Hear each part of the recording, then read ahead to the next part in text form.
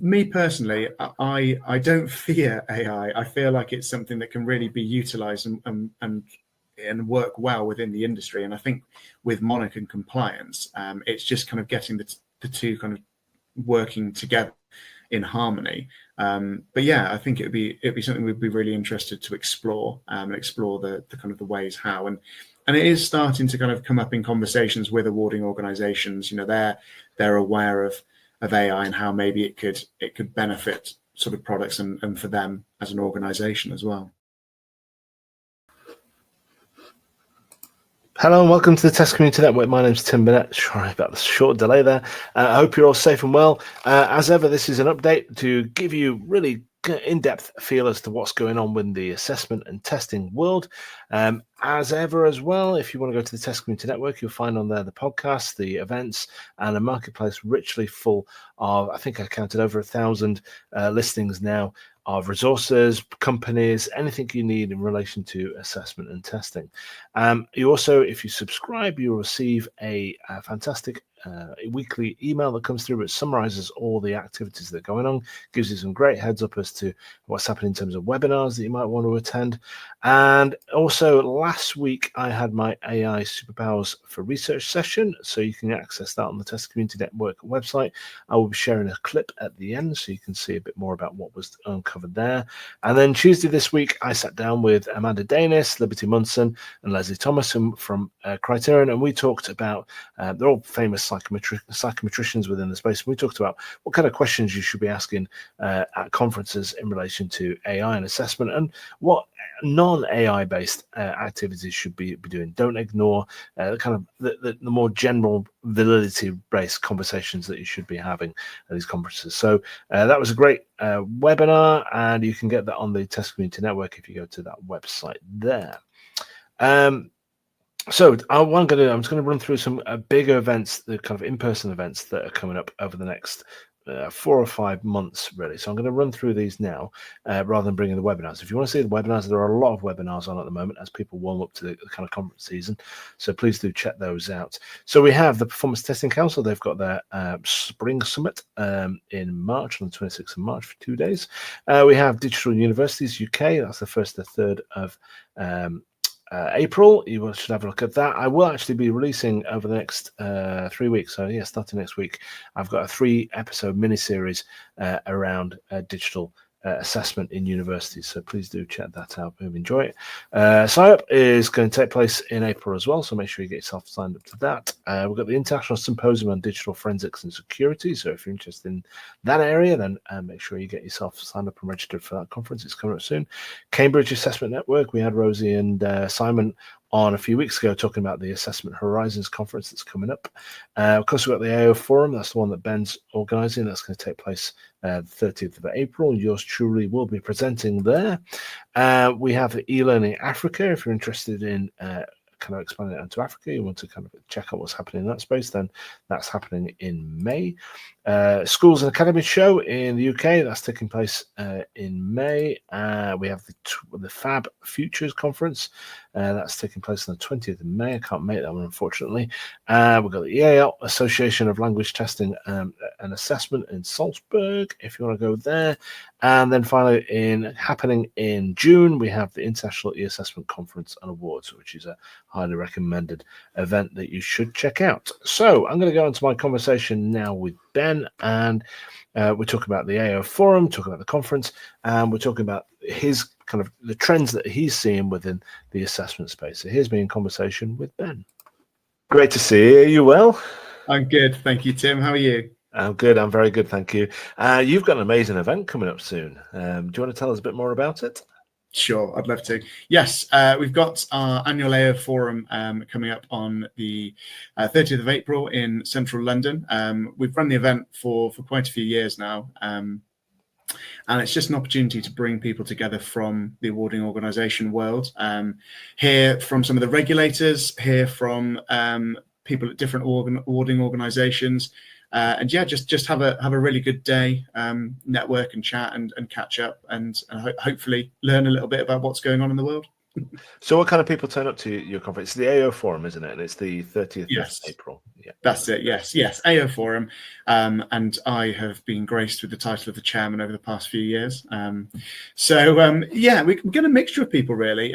Normally, people from the awarding organisation world, whether it's awarding organisations or endpoint assessment organisations, down from sort of CEOs to the responsible officers, people in the exams teams.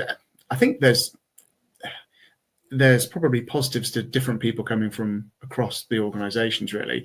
And then we've got talks from, so we have Skills England coming along to talk with the change, obviously, from iFate to Skills England, how things have been affected there in the apprentice world. We've got a panel session with some of the regulators. So Ofqual and Qualification Wales are coming along just to sort of sit and field some questions from the audience. So it's a really good opportunity for people to kind of come and ask those questions directly to Ofqual and to Qualification Wales. Sometimes get a direct answer and have that opportunity to voice concerns or questions, really. And then a bit of kind of blended in. We've got some talks about compliance and sort of day in the life of a CEO and an awarding body. We've got a great closing speaker, this very fine gentleman talking about everything to do with AI that you might be familiar with. Yes, I am familiar with his work. Thank you for inviting me. I am looking forward to that. No, it's a pleasure. It's been good to tie you down to get you. I've wanted to get you to talk for a couple of years. I think you'll be the perfect person to close off the conference at the end of the day and make sure everyone's still paying attention after their lunch. Yeah, so I've been to this event. I think it must be about 4 or 5 years on the run, I think, or something like that. Obviously, we had the break with the pandemic and that kind of phrase, but I just find it's a really good touch base, isn't it, for the UK kind of awarding space, just to, like you say, catch up with the regulators, see what's going on. There is a lot of change going on with Skills England at the moment, isn't it? So I think it is a great chance for people to voice their opinions, because otherwise you've got to wait until maybe Fab or something like that, where I must admit, I tend to find some of those events you don't get as much chance because there's a much bigger audience. You don't get as much chance to ask you a question, do you? Whereas you've got a nice kind of 100 or so, is it 100, 150 people? Kind of, it's a bit more intimate, doesn't it? Definitely, yes. And we've always sort of tried to work alongside Fab, hence why we do it in sort of April, May time, so that there's enough space between the main Fab conference towards the end of the year. And we kind of market it as a mini Fab event, but run over the course of one day, because the setup is similar. Obviously, we don't have breakout sessions for people to attend. It's just all in sort of the main auditorium. But 5 or 6 talks, like I mentioned, that from the regulators or from people in the awarding body world that can sometimes give a bit of an insight into how their awarding organisation's running, the challenges that they face on a day-to-day basis, and kind of share best practices sometimes as well, and give the we're in this together kind of approach and that mentality, so that people don't feel like they're going through these problems themselves. It affects all of us. We're all in the same industry, and we all want what's best for each other. And it can be. I've always found it, even before I was running it, I went along and supported it on behalf of Gordon Associates. I've always found it a really useful event to attend and to listen, as well as then to network with some of our customers and people in the industry that we know well. Yeah, it's supported as well as by some of the suppliers in the space. They come on and do a little mini exhibition and things, don't they? So really excited, really looking forward to that. Where can people buy tickets?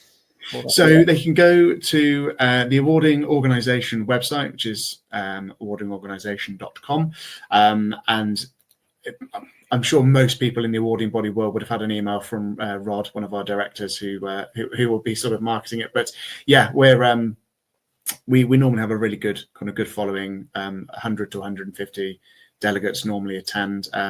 Lots of familiar faces that we see, but it's also nice to see different people from different awarding organisations coming along as well. So it's always a nice opportunity to meet new people and put names to faces, and people I've dealt with via email and Teams calls and things, it's nice to see in person as well, and it's a good excuse to get out for the day. It is, yes, definitely.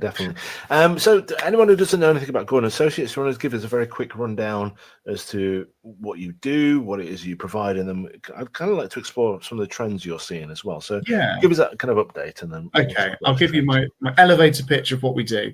Yeah. So Gordon Associates are a software supplier, and we're based in Cheltenham in Gloucestershire. We started about 30 years ago or so with two gentlemen called Rod and Gordon, who are old friends from school, and started building bespoke software for different clients that approached us and wanted different things. And then over time, we sort of started to move into the education world. We were approached by an awarding body that asked us to build what is now Parnassus, which is our system for managing regulated qualifications and registering learners onto those qualifications, printing certificates and things. And after we were approached by 2 or 3 awarding bodies, we decided to build the product of Parnassus, which has been around for sort of 17, 18 years now. And then from there, we've kind of branched out. We've got a piece of software called Talus, which is our EPA software for endpoint assessment organizations. We have a compliance module called Monarch, and a system for training companies called Endeavour. So we've kind of really honed in, I suppose, on this market and built up a lot of knowledge over the years. We work with sort of 25 to 30 awarding organizations across kind of Parnassus, and then with the other products as well. So, by no means we are experts in the world of education, but we've learned a lot over the years about how the industry's changing and what Ofqual require and how that can change over time as well. So yeah, we've kind of, and we like this corner of the world and corner of the market. It's a really nice industry. It's full of friendly faces and people. So yeah, we're happy. And thankfully, you've got governments coming in, changing things every 5-10 years or whatever. So which helps a lot with, I suppose, in a way, helps keep everyone on their toes. Yeah, but just helps you keep innovating, doesn't it? Because there isn't always the same approach to this. You can always do better with these things, doesn't it? So, yeah, definitely, absolutely. It's and with all of our products, we don't ever sort of stop and stand still. There's even across the sort of the 25 to 30 awarding organizations that use Parnassus, they all use it in a slightly different way. They're like no two organizations operate the same. There'll be similarities in how maybe they structure their qualifications and maybe how they run their exams and how they do their certification, but they will all want it to work a little bit differently because that's what makes them unique. That's what hopefully brings delegates back to them on a regular basis to sit their quals. So yeah, we'll always be kind of looking to adapt and know that obviously in sales the customer is always right, but we do kind of hone in on that and make those changes so that they don't have to kind of fit in exactly with how the system works. They can keep some of their processes and familiarities the same. Excellent. And what kind of trends are you seeing then in this space, and the kind of requests that you're getting through from people? What's happening in this space? I would say that there's definitely more of a trend towards sort of this new world of digital. Over the last few years, we've seen a sort of pattern of people moving towards e-certification, for example, and starting to move a bit away from paper certificates. Now, I don't think they'll ever stop entirely, because I think there's certain parts of the world, especially where paper certificates are still very much needed and wanted. But yeah, so we kind of started to build upon our sort of delivering of e-certification, and that's, I suppose, like you were saying earlier, it's us then adapting to the changes in the world and in government and seeing those trends kind of come in. The same with our compliance module, Monarch. It started as the ability for awarding organisations to show and upload their evidence of how they're meeting the general conditions of recognition for Ofqual. But it's grown so much more now to kind of anything to do with compliance and governance, risk register, malpractice logs, complaints, compliments, all of that can now be kind of managed through Monarch. So what starts as kind of a little acorn of an idea can grow into a mighty oak. Yeah, that sounds good. That sounds good. And because in terms of compliance yourself, are you seeing any changes in the kind of requirements for you as an organisation? Yes. So with any sort of tender opportunities that come along for projects for us, I'd say over the past 18 months, especially, myself and Rod, our director, who kind of work on these tenders, we're being asked probably pretty much on all of them now to have some form of ISO accreditation as the provider or Cyber Essential badges. So we kind of took steps a couple of years ago to get our Cyber Essential badge, to get our ISO accreditation, and obviously keep that up to date. And we actually use Monarch internally ourselves at Gordon Associates. So we kind of log everything we need to for our ISO accreditation, all the kind of staff declarations that people kind of need to follow, and online training that needs to be done to kind of keep us up to date and to keep us on track is all managed through that way as well. So yeah, definitely a trend towards people wanting that that knowledge that the provider is secure and they've got the right security in place. I think with Cyber Essentials and things, you kind of hear more of sort of cyber attacks and phishing emails, and everyone seems to kind of hear about these stories these days. So I think it's a good thing, and we were very happy to kind of have that and provide that kind of partnership with our customers, that they know we've got sort of up to date and secure software as well. Yeah, I think the higher education space has seen probably more high profile attacks, I think, in terms of cybersecurity than maybe the awarding space. But it's probably one of those things that it's only a matter of time, isn't it, before something is attempted and someone is successul, maybe. As well. Yeah, so, I hope not, but yeah, you're right. It's I think it's the world we live in these days. You don't know what's around the corner, but yeah, you wouldn't be surprised then to hear of something kind of bigger happening in a different sector. Well, these things get more and more sophisticated, aren't they? Because you think about, I remember some, the old places I worked, even the scam of the email going to one of the finance director saying, "Could you pay this invoice?" that apparently has come from the chair. It doesn't have to be that sophisticated. You just need to know a bit about the organization, don't you? And it's so processes are important as part of that, as much of the kind of encryption level, isn't it? Yeah, definitely. Yeah, yes, the scams and the phishing are definitely getting smarter and cleverer. And I think sometimes you have to really read things very thoroughly to make you can see how people can get caught out, for sure. Roll the tapes back a little while and it was a bit more apparent, but now, like you said, it's emails coming addressed from a certain person and looking like it's come from that person, and without doing a little bit of digging, you can understand how people get caught out. And then in terms of the kind of the AI space and stuff like that, you're talking about the Monarch, and just while we were talking, I was thinking, is there an opportunity, do you think, that AI could assist in that kind of compliance management? Is that something that's its potential could help a lot with organizations? Yeah, I think so. I think, and this is one of the reasons I'm very much looking forward to your talk at the end of the AI forum on AI. About giving away the secret guest is you.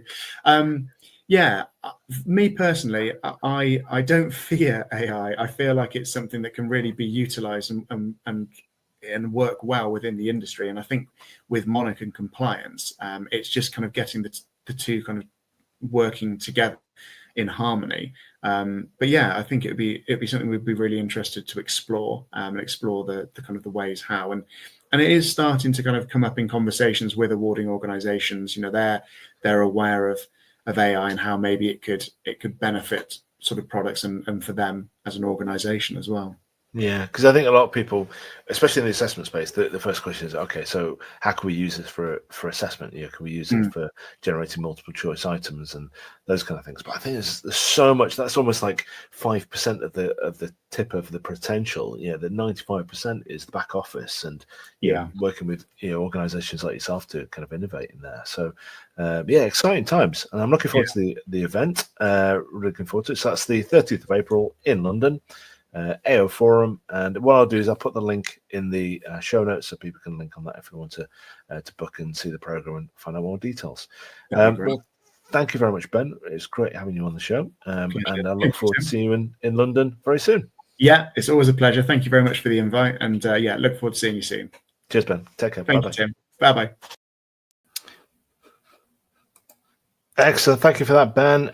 Really, really fascinating conversation just to hear about those kind of trends. I think the truth is, and I will talk about this when I deliver the presentation at the AO Forum, and I'm seeing this more and more, there is huge potential in kind of business and operations activities. And I think you just have to watch my research webinar where you could really start to kind of leverage some of the newer tools that are coming out. We the chat and the text and things like that, they've been great fun. We've been able to create documents and chat and elaborate as you work through something. But the ability, and I do this now, a research topic will come up and I'll write, Gemini, go off and research me that while I get on with the stuff, and then I come back and I've got this wealth of material. But anyway, let me stop talking about that. I'm going to share that clip in a second. But before I go, as ever, anything you've seen on here you want to see more of, then go to the Community.Network, and we'd love to have you as a member, and we'll keep you up to date with what's happening in the world. So I'm going to play my clip now, but that's it from me, and I'll speak to you next week. Thank you, and bye-bye.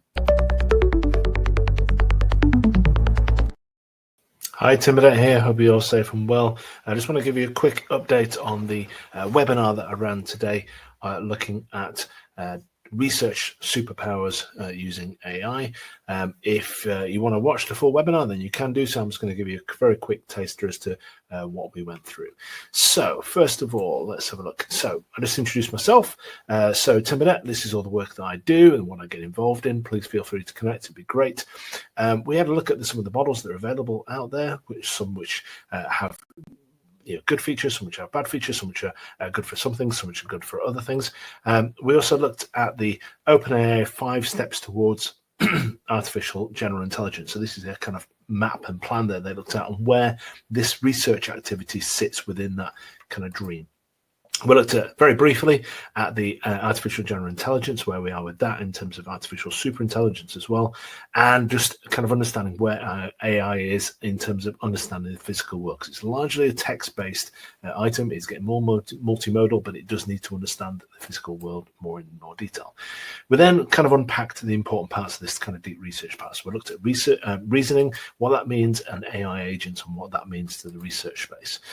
We had a brief look at assistance in the space as well, and then we shared some additional resources. But I'm going to quickly nip you in now so you can see just some of the sites that we went through. So this is ChatGPT. This is the new task feature in there, and we looked at how you set up and create tasks and what they're good for and what they're not good for really at this stage.